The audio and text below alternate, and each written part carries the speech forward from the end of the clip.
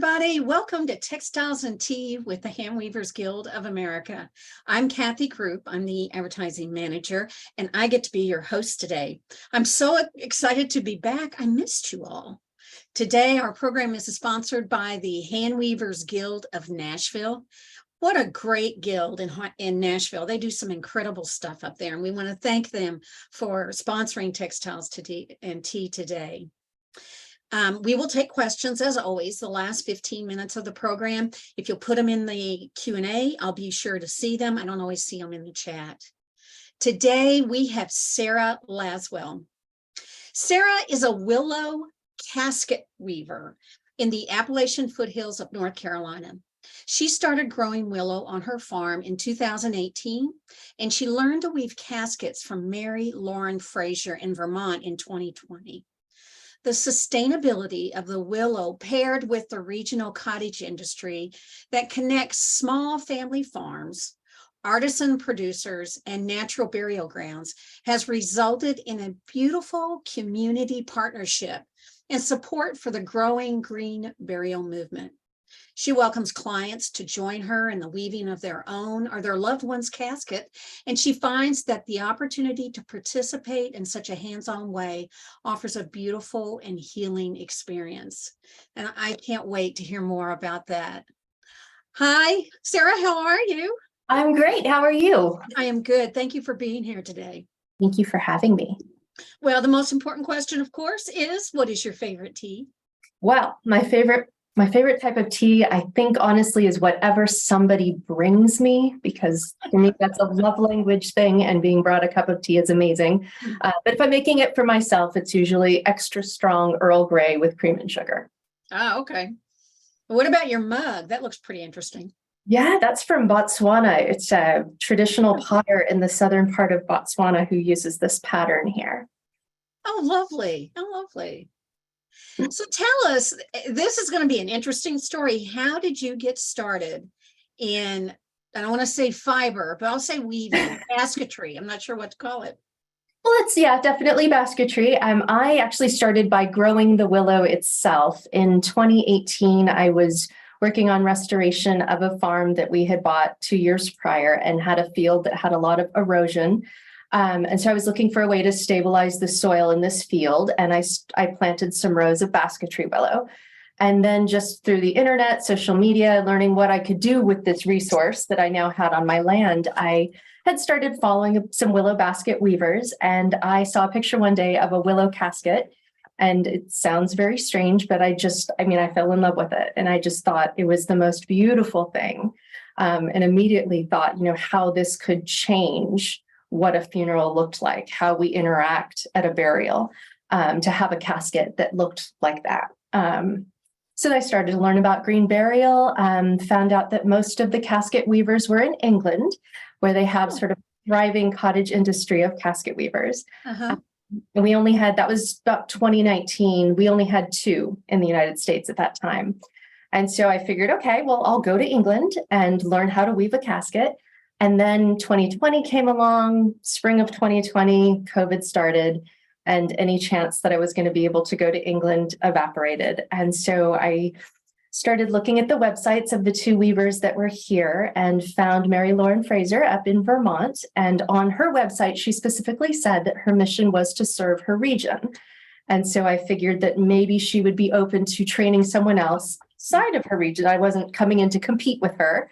And indeed, she very warmly received me and agreed to train me. So along with one other woman that had contacted her at the same time, we quarantined for 2 weeks. We drove up in our cars and secluded ourselves up in the mountains of Vermont in the fall of 2020. So it was beautiful, out in a little gazebo learning to weave together for a couple weeks.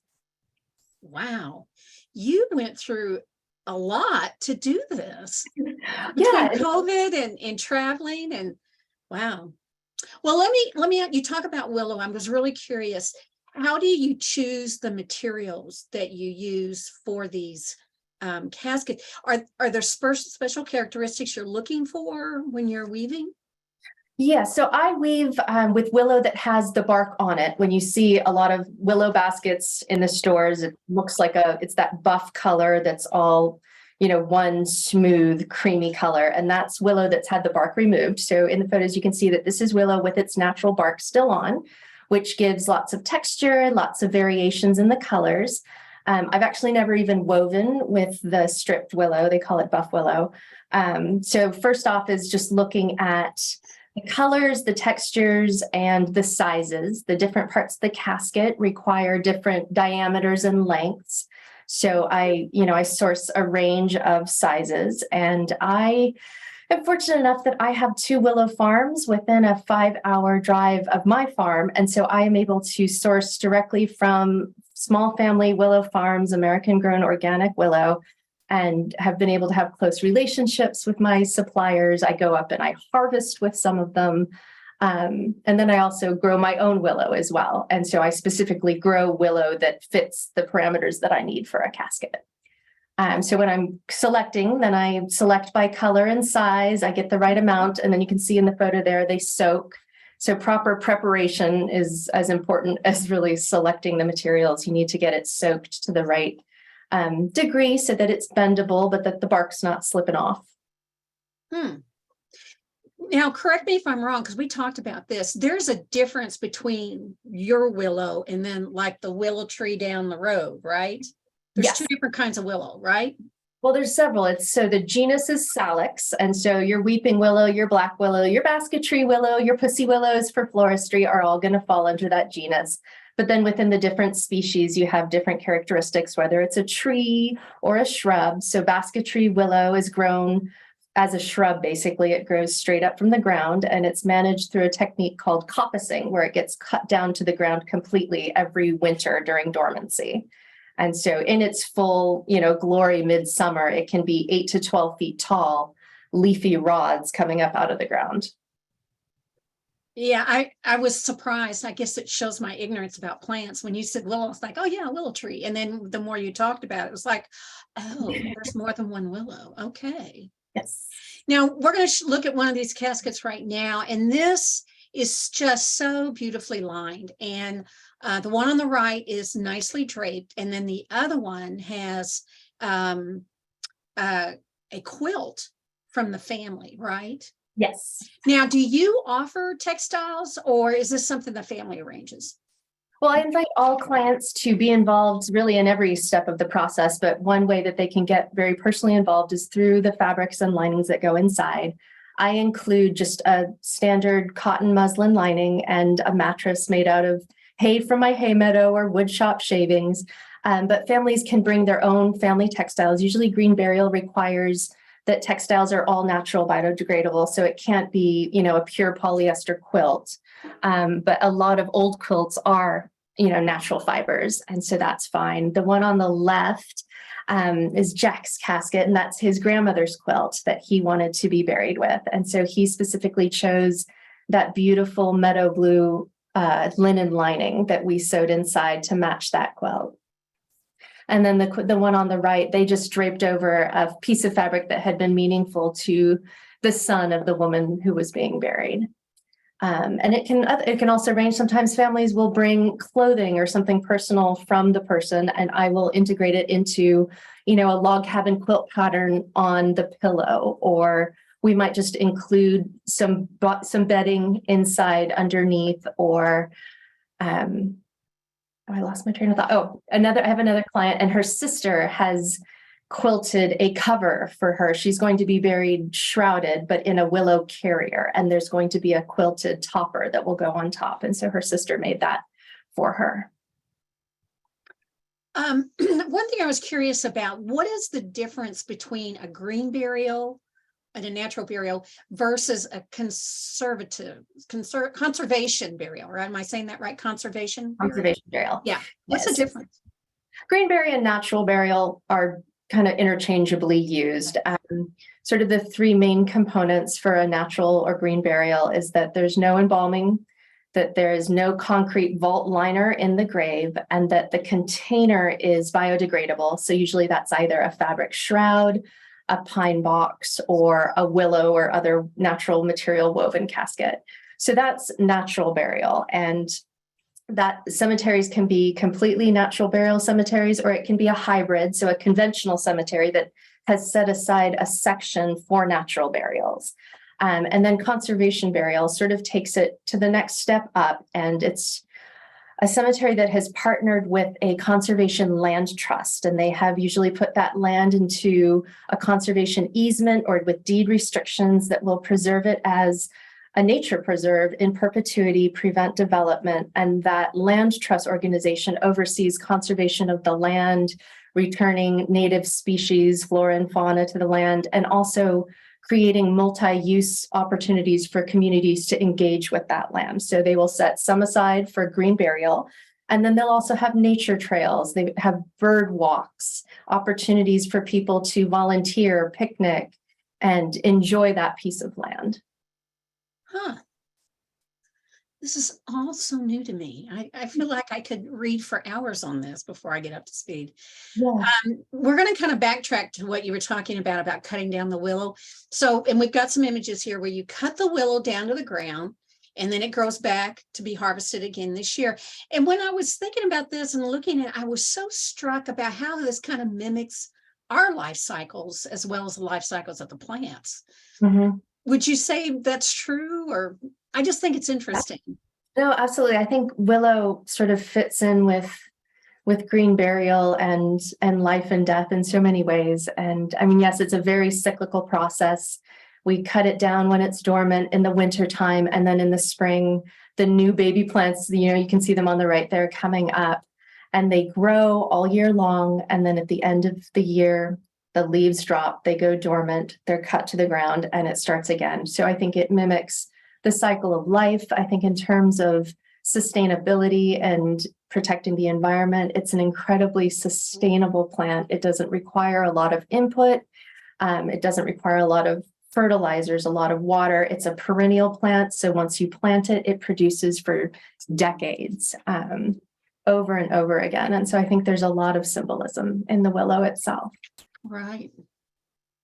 Now, is this you cutting? That's me. Yep, that's me. Do you have to do it all by hand? Yes. In England, where they have really large willow farms, they've developed some sort of cutting machines that take it down at once. And there are some growers that cut with sort of a blade attachment to a weed whacker, but it's just for the health of the plant and just as a one operator farm, which most of the US willow farms are. This just tends to be the easiest way to do it. I think most of us have upgraded to electric pruning shears because you might 5,000 cuts in a day. But other than that, it's a really beautiful, like meditative harvest to be down with the willow, cutting rod by rod. So this may be a stupid question. How many days would you say that you're going to have to cut? It will take this long to get the material that you need. It really just, it depends on the size of your operation. And my willowed field is constantly growing and expanding. I'm hoping to get up to a full acre planted, and I'm up to about half now. And so for me, I can get it, cut down with friends and family helping in, a few days. But the farmers that, I work with up in West Virginia and Ohio and Indiana, their harvest may take weeks because they have, tens of thousands of plants. Is there a certain window that you have to get it done within? Yeah. So the rainy season can't come or whatever. Well, it's about dormancy in the plant. And so that's controlled by, usually the temperature. And so, everybody's anxiously watching all fall long for the leaves to drop off the willow. And that tells us that it is dormant. And so the sap has sunk down. We can safely cut all the rods and preserve them, because once you cut them, you dry them before re-soaking them. And that helps control the shrinkage in the rods. So you want to get it cut when it's fully dormant, but it also has to be cut before that dormancy breaks in the spring. The sap starts to rise, the leaves and buds start to open, and that's going to, ruin the flexibility of your rod. And so you have to get that cut down before dormancy breaks. And this year, with it being very warm here, at least in North Carolina, our dormancy broke 3 weeks sooner than it had in the past. And so my harvest window, because I procrastinated and left it to the end, my harvest window did get cut a little bit short. So I just left those plants, for the next year, and it will just continue to grow. And those rods will just be a bit heavier and branchier when I cut them this coming winter. Oh, wow. Yeah. Well, I'm just so amazed at this whole approach to green burial. And I'm curious about the reaction to people because I think the US, our culture has a bizarre relationship with death and period. And I was thinking about what the reaction would be that some people I would think would want to know my loved one is in this box or my loved one is in a mausoleum or wherever. And then obviously there are people who are like, no, I want my loved one to become part of the earth again. So what do you think is the shift to that kind of thinking, kind of letting go of that old way and thinking more about, now you're gonna catch me on this because I'm going to say new way, and it's not a new way, is it? No. I think the tendency is to want to refer to kind of our current funeral practices as the traditional way. Right. But really it's the conventional way, because the traditional way would be more like a green burial. We used to be much more involved in tending our own dead and digging graves.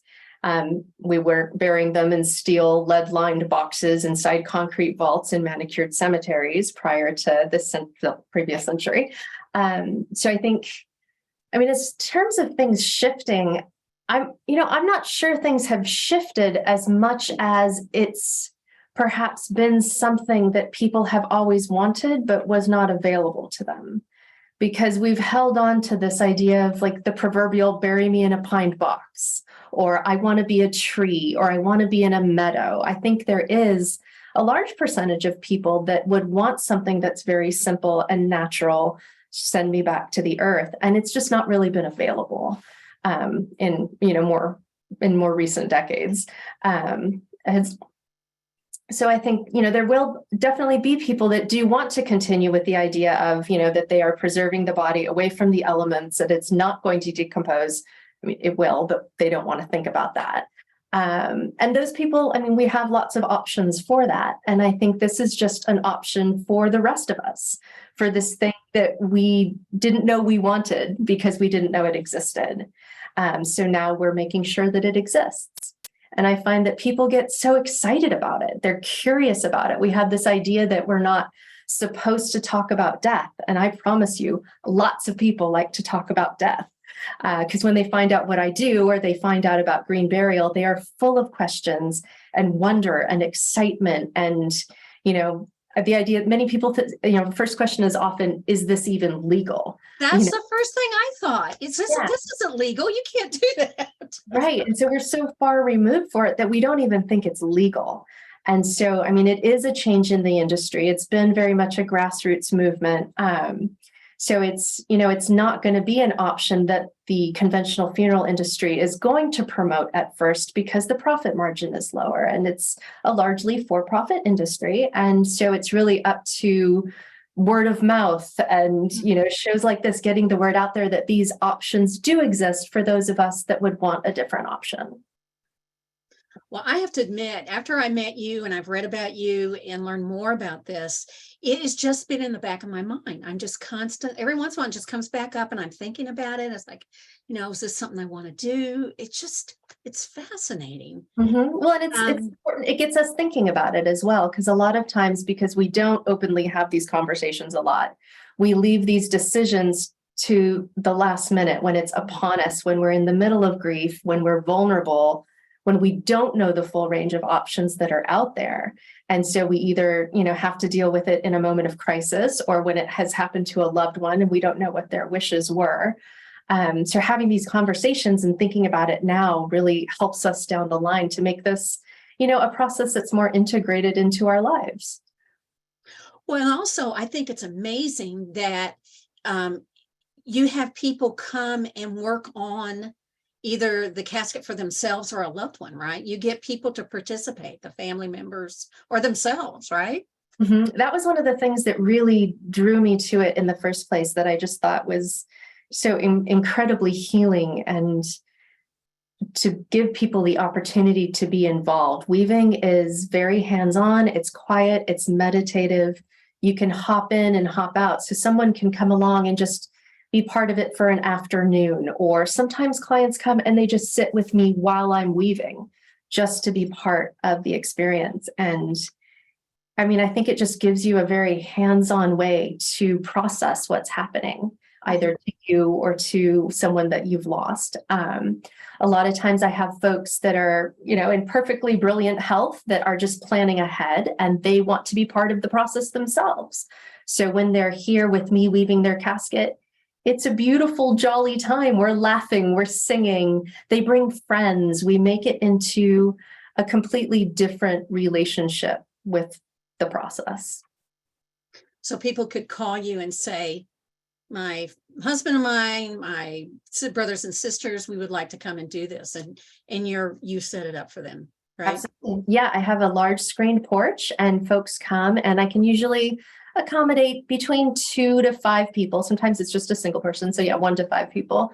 And it can become, I don't want to say a party atmosphere, but it can be a really beautiful, meaningful time. And I think, especially when it's the person who's going to be in the vessel weaving with friends and family, it gives everybody a space for conversation around this event that is going to be traumatic, because this doesn't take the pain and the sadness out of death and loss, but it gives us a different context to engage with it in. And so conversations come up about end of life wishes, about what a funeral, celebration is going to look like, do's and don'ts, songs we want sung. And then I think when it comes to the point of being there at the actual gravesite, everyone that participated, when they see that vessel, they remember that time with that person.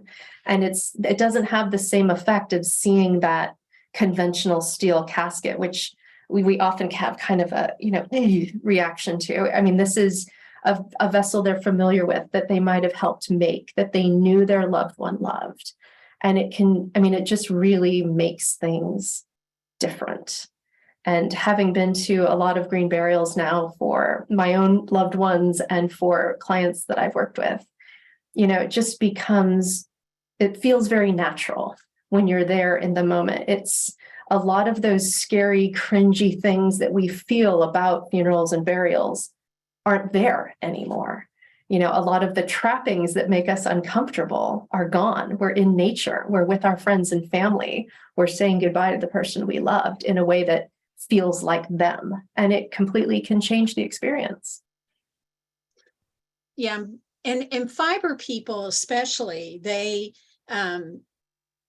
such that relationship between weaving and basketry and that sort of thing. And the other thing I was thinking about is, I wonder if there's not a sense of control, because I know my experience when I've lost someone is I hated the helplessness of it. It was out of my control. There's nothing I could do about it. But I'm wondering if this kind of addresses some of that, is that you can't control it, but you're not so helpless. Yeah, you have. Am I stretching here? No, I think absolutely. And people mention that all the time. I think for instance, a family that maybe is burying someone, right away, that maybe they didn't expect this, and they're in that interim few days between the person passing and the burial, and you feel helpless.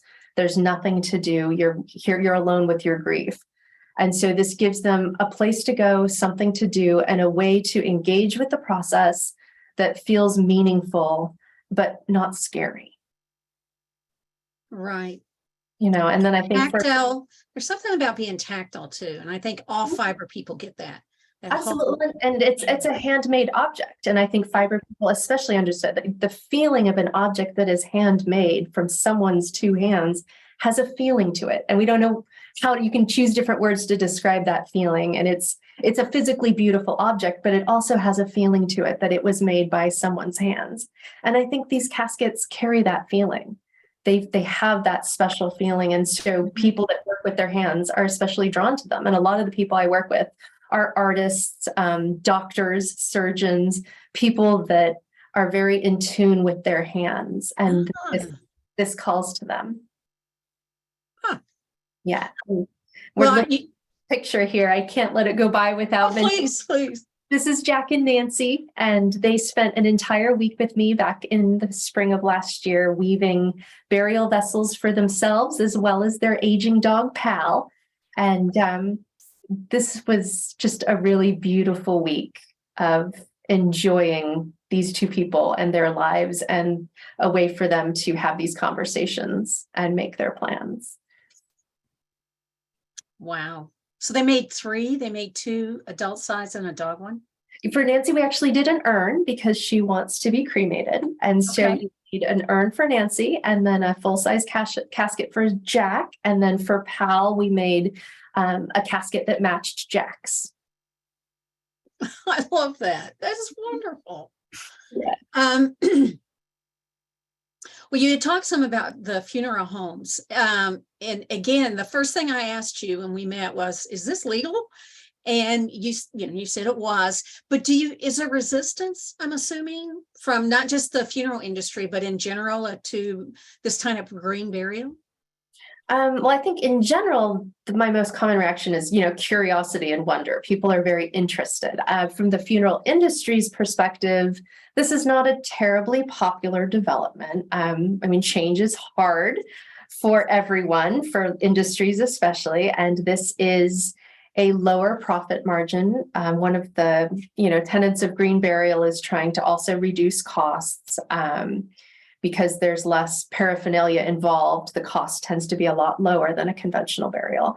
And so when you take out the price points at which the industry makes money, they're going to be resistant. So that's very understandable. And so, I've had funeral directors that were not super pleased that a family came and bought a casket for me directly. There is a national law that protects consumers, funeral consumers. You are allowed to buy a casket anywhere you would like, and the funeral home has to accept it without upcharges or anything. And so a family is fully able to come buy a casket directly from me and then take it to the funeral home, and they have to accept it and use it as long as it's within, the proper parameters.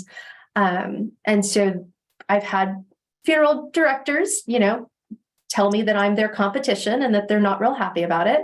But for every one of them, I've also had, 2 to 3 that were extremely excited about the process, and they were excited about my work. They were happy that this opportunity existed for the family. They could see how the family was very engaged and excited with this process. And so they were very welcoming. In my local funeral homes here in the Asheville area, 2 of them carry my caskets in their showrooms.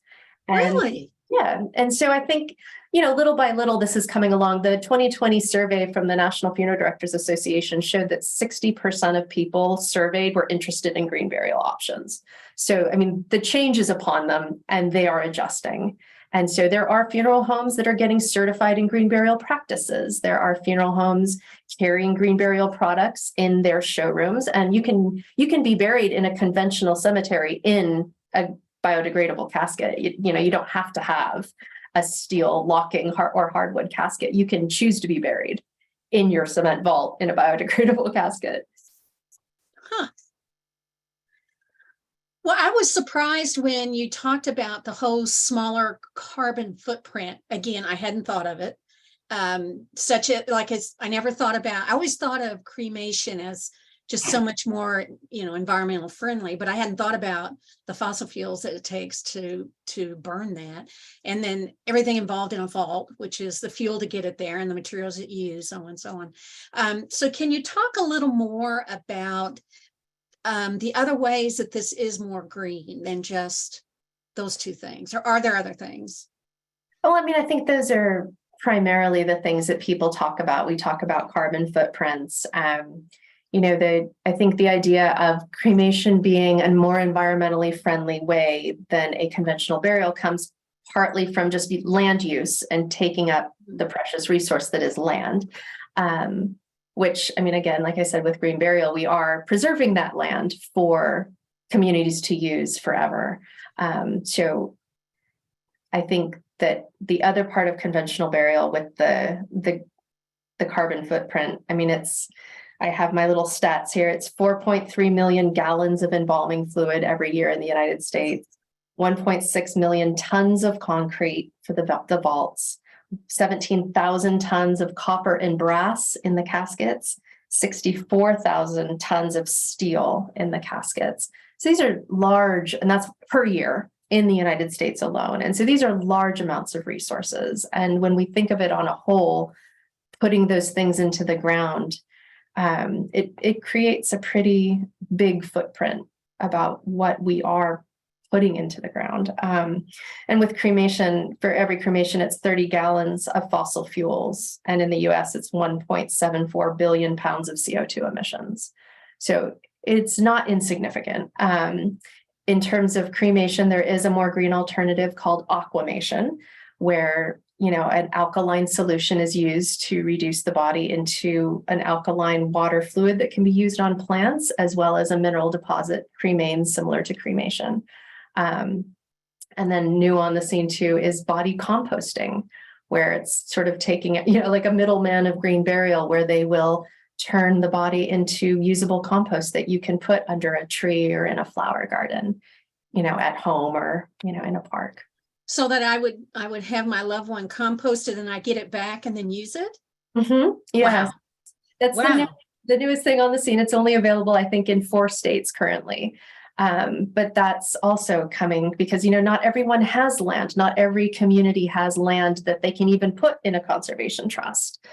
So I think there are a lot of different ways that we can do this that aren't so resource dependent. Oh, I'm just learning tons. Well, the other thing I was curious about is that, and I've always wondered how people deal with this, whether it's a hospice or working in a funeral home or whatever. How do you take care of yourself when you're dealing with others' grief so much? I know. My short answer to this is I don't. But I think most people in caregiving professions really struggle to do that kind of self-care and protection. But I think too that, people going through grief and loss, you get stripped pretty bare. You're in a vulnerable and very real place. And being able to interact with people in that place is honestly kind of refreshing. And being able to offer them a service that is useful and healing and protective during a time in which they feel vulnerable and unsure of what to do is extremely rewarding. And my clients are such amazing people. And so I think it feeds me 10 million times more than it takes from me. I lost a friend last year and had to go through my own grieving process while also doing this work. And even that gave me the opportunity. We like to talk about our people that we lose, and we feel like we shouldn't. And being in an environment where you're allowed to talk about things that are sad is super important. Oh, so true. So true. Well, the other thing that we touched on, but we haven't talked that much about, is you have a farm. There's other things there besides willow, right? Yes, I have a 22-acre farm in the foothills of Appalachian Mountains outside of Asheville, North Carolina. And I've been here since 2016. It was mostly covered in kudzu and had been left untended for many, many years. And so we spent a lot of time just really kind of trying to bring the land back, get rid of the invasive species, find crops that could restore the soil. And so that's where the willow came in 2018. And so actually the willow I'm standing next to there was my 2019 planting early on. And so I started in 2018 with a cut flower farm doing organically grown heirloom flowers for my community. So that the proceeds from that could fund the restoration work on the land.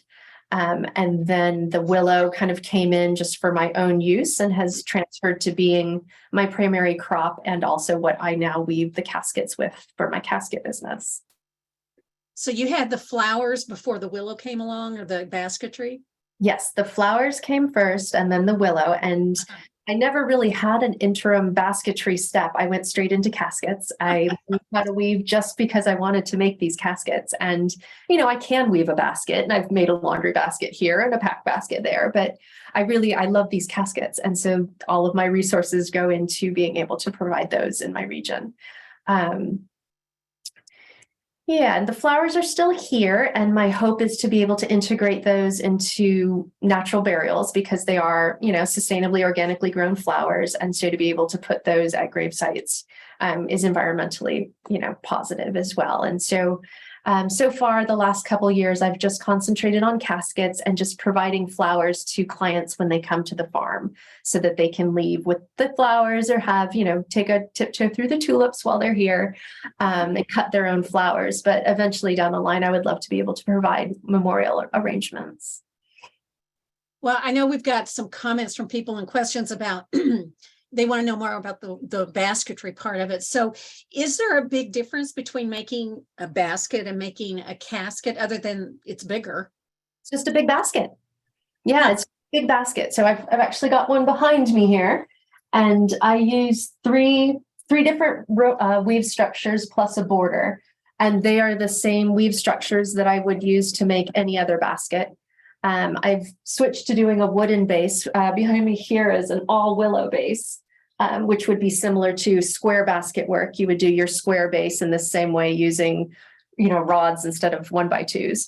And so I have switched to a solid pine base, but, the way the uprights are woven, this is 3-rod whaling. This is French randing, 3-rod whaling, French randing, 3-rod whaling, and then a 5x2 border. So it's the same basketry, weaving techniques that you would find in a willow basketry book, just on a much bigger scale and using very thick willow, which is, I think, where some of what it lacks in technical difficulty, it makes up for just in sheer hand strength. There's got some willow rods here. You can see some of them are big and some are quite thin. And so obviously bending one of these is fine. Bending one of these takes a lot more on your hands. And so then it's, time and resources and strength are just all magnified. Does it matter how densely you pack I don't know what you call it in basketry. I would call it a warp. A weft. Do you have to keep it pretty packed for it to stay?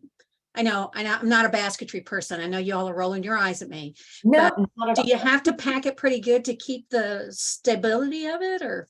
Not overly, really. So our warp and weft are our uprights and our weavers.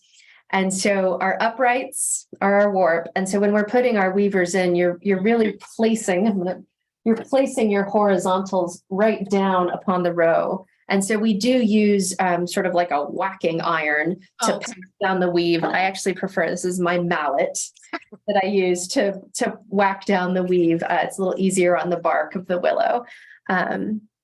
And so, we do pack it down, but it's not overly challenging because of the process of pre-drying and then re-soaking the willow. The shrinkage is taken out of the actual material. So, the size of each rod is going to remain the same when it dries. And so as long as it's placed closely in there and then, just packed down superficially, really. They're extremely strong. You can sit on them, you can stand on them. They're weight tested to carry 350 pounds. They're incredibly strong. Yeah. Well, we have tons. Oh, no, I wanted to ask, what's next for you? Well, Look. Yes, I am actually. Yeah, I've been talking with folks about doing sort of a DIY casket, why you would want to do this, and then how you would do this. Just to really, bring out that idea to folks that this is an option. So it'll include sewing your own shroud, making that proverbial pine box, as well as weaving a willow casket. And then we're now up to 7 willow casket weavers in North America that we know of. And so we're forming a guild to sort of promote our craft. We get a lot of interest from folks wanting to learn how to do this so that they can offer it in their regions. So, really trying to develop that idea and bring people in. Most of us do specifically serve our regions, and there's entire sections of the country that don't have anyone. And so the only option is imported willow caskets from primarily Asia. Well, so working on our guild and just really weaving. I think the green burial movement is growing tremendously. I think their current count is 350 natural burial grounds in the States right now. There are only 12 official conservation burial grounds, but close to half of them are close to me. So it keeps us quite busy here. So just really supporting that movement and being part of it. We've got somebody asking if you're going to be at Convergence and teach. Good question. Good question. Good question. Well, I would love to. It is kind of a big project to tote around. But I think for folks that were already weavers that knew the weave structures, really it's a matter of scale and materials. So, yeah. And in England, where this is very common, it's, not uncommon for weavers to have workshops where they'll have 6 or 8 people come and everybody weave their own casket together. Wow. And so everybody leaves with their full-size casket for themselves. We have a shortage of willow material in the States. And so being able to do that would be really hard. We're kind of barely able to support our craft, the 7 of us, with what's available. But there are more farms being planted every day. So hopefully in the future, we'll be able to have willow casket weaving workshops here too. Well, it's like the panda at the zoo here in Atlanta. They've had people, they just put out the word and said, we want you all to grow bamboo so we can feed the panda. Would that be something that you'd be interested in? As I decide to grow willow, I can bring it to you and say, here. Absolutely. And I think a lot of American-based willow weavers, just willow basketry in general, they do have their own small patch that they produce for themselves and their own materials. And so, I have lots of friends that are offering, their land, like, throw 100 in here, or, what about this here? And there are so many benefits to growing willow. It's, it'll stabilize erosion. It doesn't require a lot. It can create a shade screen. It creates biomass for fuels for animal fodder. It's an amazing plant to grow. So I think everybody should plant willow. And so for people that want to weave caskets, especially, it's an extremely expensive material to work with, which I think is another reason we do not have a lot of willow weavers here in the States. In England, you can buy it for a couple dollars a pound, and here we pay $15 to $20 a pound. Wow. So it's very expensive here. So the more that we can grow our own and up our supply, the more we can weave, and the more, we can keep our prices reasonable. Well, let's go to questions then. This is from Kate Caldwell. She said, you probably get to this eventually. She said, but how long does it take? And does the timing work between the time of ordering a casket and the time of burial? That's a good question. That's an excellent question. Because eventually, you only have a small window between the time someone dies and when they're buried, right? Right. So I tend to keep caskets sort of in stock for immediate need, so that there's always something here when you need it within a week. It takes about 2 weeks to soak the willow. Mm-hmm. And then I can do an entire casket start to finish in a week if I'm weaving all day, every day. So it is possible, but still I would need at least a week to get it all together, to get the lining done, all the fasteners, all the trim, and all the details.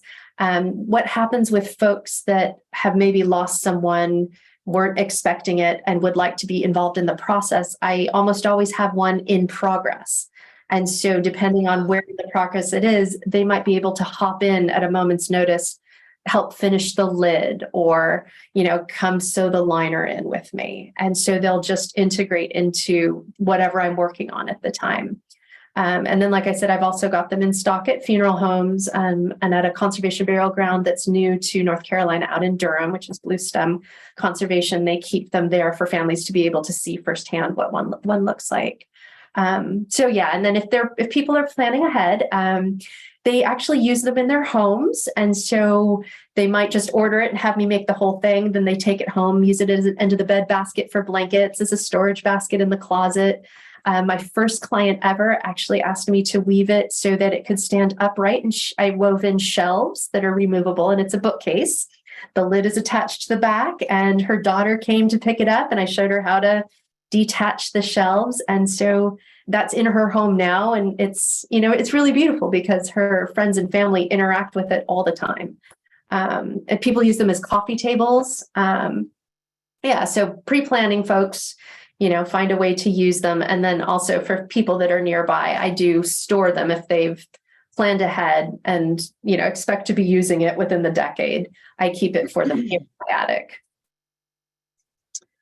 Well, this is a good question. This is from Karen LeBlanc. Your products are amazing. I have to agree. Do you, or how do you deal with the traditional funeral homes or with people who want the full deal, a wake, a memorial service, etc.? Or are many of your clients thinking of past ways when the remains were laid out in the living room, i.e. First Nations people still have a wake in their homes? Thanks. That's from Karen LeBlanc. Karen, you always have the best questions. So how do you incorporate the traditional and the whatever the other word should be? Well, I mean, it's all about knowing the options. And so when a family is planning this, or you're planning this for yourself, making those decisions, if they want a conventional like ceremony in the funeral home with the wake and the body out and the viewing, that can happen in a willow casket and then be transported for green burial at a green burial ground. But there's also sort of a co-movement with green burial, which is the home funeral movement, which is taking back those skills that once upon a time we all had to wash, dress, and lay out our loved ones at home. And so there are a lot of organizations now training people in how to do that. And often that does go hand in hand with green burial, and the family either arranges for transport from a traditional funeral home or can transport the body themselves, depending on the state that they live in, directly to the funeral, to the burial ground. And so there are all kinds of different ways to do it. I think the graveside service at a green burial ground is usually a little different because they don't have the big mechanized lowering machines. They don't have the vault there with the fake grass laid around the edge. You know, you see the mound of dirt there, and the family is often invited to participate in opening and closing the grave, which is not an option in a conventional cemetery. Usually it's done with machines. So the ceremony could end up looking very conventional with, you know, an order of service and handouts and everybody lined up in chairs at the graveside, or it could be very different with everybody chipping in with shovels to help close that grave and lay the flowers on top themselves. And so it's really just about conversations and knowing your options and what we're, you know, we think of it as what we're allowed to do, which, you know, when you take the big picture, that starts to sound a little strange. But, you know, there are just a lot of ways that we can do this. Somebody else asked, this is a great question. This is from Ann Sanderoff Walker. Is this considered a kosher burial option? So yes, traditional Jewish burials are very similar to what we now call a green burial. And in a traditional Jewish burial, it is a box with no metal fasteners, no metal handles, everything biodegradable, burial unembalmed within a certain window of time. And so all of those components of a Jewish burial are the same for natural burial. And then just the only difference would be that when it comes to a conventional cemetery with the vault, they do have a special vault for a traditional Jewish cemetery that has holes drilled in it so that the moisture and soil can fall down to the casket, and they consider that to meet the requirement that the earth come in contact with the casket. And so in green burial, we don't have to worry about that because there are no vaults anyway. So it's actually quite a common crossover. It is. This is wonderful. Mm-hmm. B.A. Mueller wants to know how long from planting the cuttings to be able to harvest for use. Okay, so the cuttings are planted in the winter, usually early spring, late winter, and they will begin to grow rods that first year. And you actually cut it down every single year, starting with its first cycle of growth. So, you know, I put them in, I just finished putting 1,500 in these last few weeks. And so they are now growing and they're budding. Come December, they'll each have 4 or 5 tiny little rods, kind of like that. And I will cut all of those down in, you know, come December, January next year. And so I can use these little ones to weave other things. I mean, for my uses, I can't use the tiny ones, but I can give them to basket weavers. And every year that it grows, those rods are going to become more numerous and their diameter is going to grow. And so maturity is reached after 4 to 5 cycles of growth. And so you're harvesting every year, even though it's not considered fully mature. It's just you're harvesting smaller and fewer rods. And then once you hit year 4 or 5, then you're at your maximum, and that's going to continue 10, 15, 20 years. So once they hit maturity, they won't get too big after that? No, they kind of keep cutting back. Yeah, you just keep cutting them back. And I mean, different growers say that the quality might change. Sometimes, in year 5, suddenly they get thinner or smaller or shorter and then change. And so, a lot of it's just soil, your weather, your farming technique.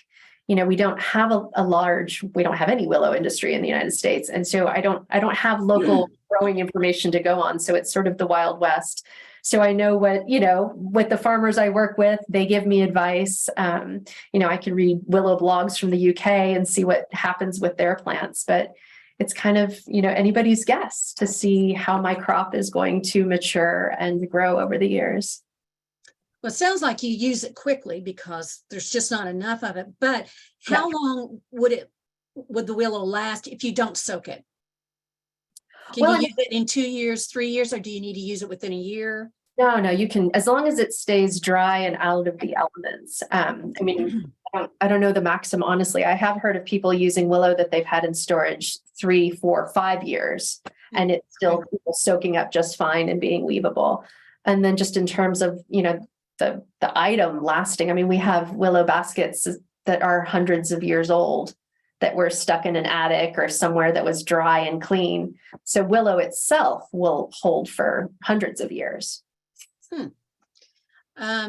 Somebody else said, why do you use a wood base instead of a woven base?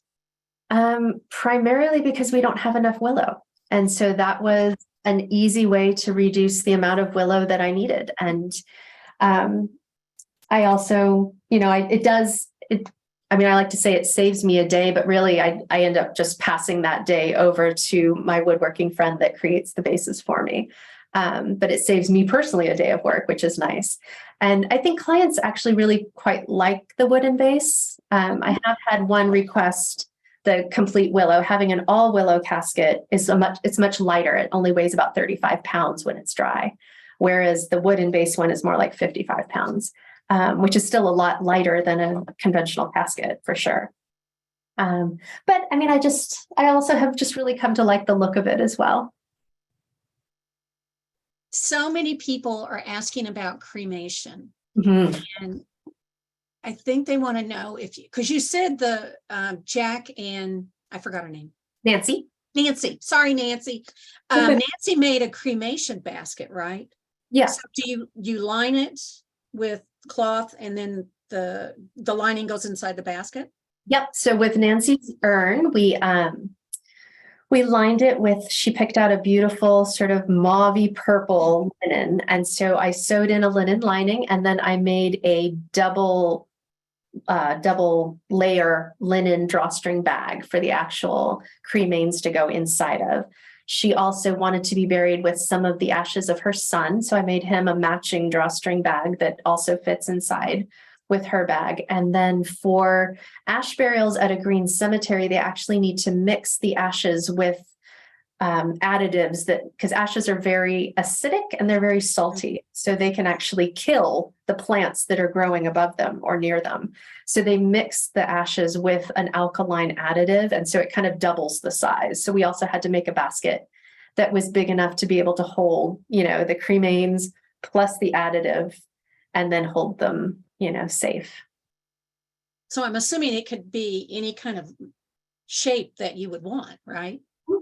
Okay.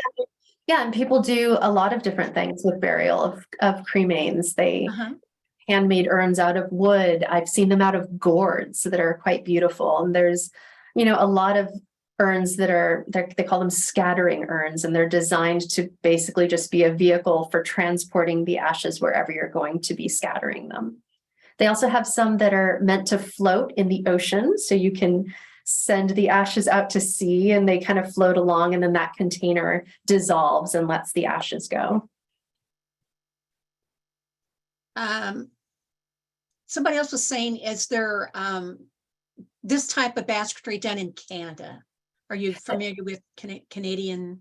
Yes. Okay. So there is a Canadian willow farm and a couple willow weavers that do teach classes regularly. And I'm so sorry, I don't know the names off the top of my head. I believe the Branch Ranch. And I think it might be in Ontario. is one. And there is a woman I have heard of, but never met or talked to, who is starting to do willow caskets in Canada.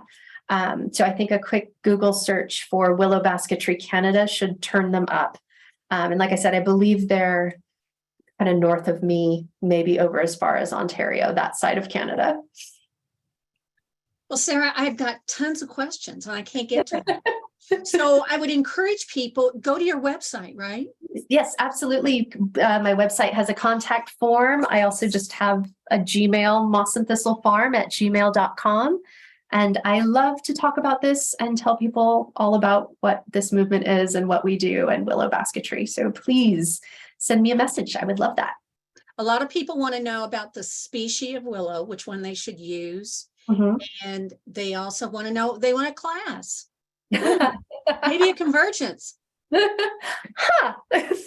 Well, I really didn't plant that question. I honestly did not. I think you're going to get a big reaction from this, because this really is, and a couple people put in comments about how they are going to weave something for their burial, and what a wonderful combination that would be. Yeah, no, absolutely. And I think moving beyond willow is sort of the next step, especially here in the United States where we don't have a lot of it. It's, you know, the willow is very structurally sound. So I think especially for the uprights, which kind of form the frame, it would be important. But as far as the weavers, your weft, you know, it can be grapevines, it can be kudzu vines, it can kudzu, there you go. I have one gentleman I've been working with, and we made cordage out of his daylily leaves. He's a daylily connoisseur. Oh. So we made our own cotton, and then I've been able to weave that into his casket. So I think using, you know, different materials, either from your land, the region where you're from, I think there's so much that we can do that way. Oh, that's so true. That is so true. Those of you who are not from the South know that kudzu is taking over the world. So for Southerners, we're all going, there we go, kudzu. That's it. That's what I'm going to use. Although the idea for a Southerner of putting kudzu into the ground on purpose is kind of terrifying. Yes, I think it's against the law, and people will, you know, people will come after you with pitchforks because it's a very take over your house. An uneasy subject. I cannot thank you enough. And I have to say, this was a tough one for me. I am one of those people from my culture that I am so uneasy with talking about death, that this has been wonderful. And I hope it has been for other people, and they're watching and opening up their eyes and hearts and minds to other options for death and what you want your death to look like, what your burial should look like. So thank you so much, Sarah. I really appreciate you coming on. Thank you so much for having me. It's truly an honor to be able to do this work. And so to be able to come on and talk about it and tell people about it is really special. Thank you. If you would like to learn more, please go to Sarah's website, mossandthistlefarm.com. And you have links on there too, Sarah, don't you, that will send you to other places for more information. But Sarah is a wealth of knowledge, and she's so generous with her knowledge and her time. So go there if you have questions. I want to thank our sponsor, which is the Handweavers Guild of Nashville. Thank you, Nashville. We appreciate you sponsoring this episode. Great guild. Y'all should check them out. Go to their website and see what wonderful things they are up to. And if you're interested in sponsoring Textiles or Tea, or your business or your guild or you personally, please go to our website at weavespindye.org, and you can learn more or sign up right there and become a sponsor. We appreciate that so much. Again, convergence is coming. I can't believe it. And we are looking for your input. First of all, if you want to be a leader and you want to teach and you have a proposal, please send it in. I've been talking to people and I'm like, well, I don't know if I should really submit that. Submit it. Let the committee decide, because we never know what we're going to need, and you don't know what we're looking for. So please submit your suggestions, so we'll have that wonderful variety that we love so much about convergence, like how to make your own casket. What a great class that would be. So if the 30th of March, be sure you get in there and you get your proposals in. You can do it all online. If you have any problems or questions, please contact us. We're also looking for volunteers. Convergence does not happen alone. It's the guilds that make it happen, and it's our membership that make it happen, and we appreciate that. So we are looking for volunteers, either at the site or in the planning. because I know a lot of you have opinions. Well, join us and let us hear about your opinions. We are looking for people to be on the committee to choose teachers, to set up things for the exhibits, everything that's involved in Convergence. We need volunteers either for the planning or the implementation on site. So go online, sign up, call us if you have a question. We'd be glad to talk to you about it. So July 11th through the 17th, 2024, we will have another wonderful Convergence in Wichita. We want to thank everybody for supporting us through their donations and gifts. If you like what you're seeing here, if you liked Careers in Textiles, which was last weekend, Spinning and Weaving Week, all of that happens through the donations to the Fiber Trust and your membership. So if you would like to join or donate, please go to our website at weavespindye.org. And one of the things that we do with those donations is we do small expressions. And I'm sure if you've seen that exhibit, you know what a gem it is. The works in there are just amazing. We are able to send that around the country now. We send it to all parts of the United States. So if you're not at Convergence and you didn't get to see small expressions, you might be able to see it where you are. And I'm bringing that up because the deadline for small expressions is tomorrow. So if you were thinking about submitting, get on that today. We would love to have your artwork in small expressions. If you've missed any of the episodes, you can watch them on the HGA Facebook page. You can also watch them on YouTube. And be sure you sign up with the HGA YouTube page, because then you'll get a notification when we get a new one uploaded. Next week, I can't believe we're going to have Peggy Hart. She's going to talk about wool, the history of wool. She has a wonderful book about the history of wool in the United States and all the different areas it's been through. And we will have Diane Totten going to be the guest interviewer. I won't be here, but Diane's going to take over for me. And we will look forward to seeing you all then. Have a great week. Thank you so much for being here and being part of Textiles and Tea today. Have a great week. Happy tea.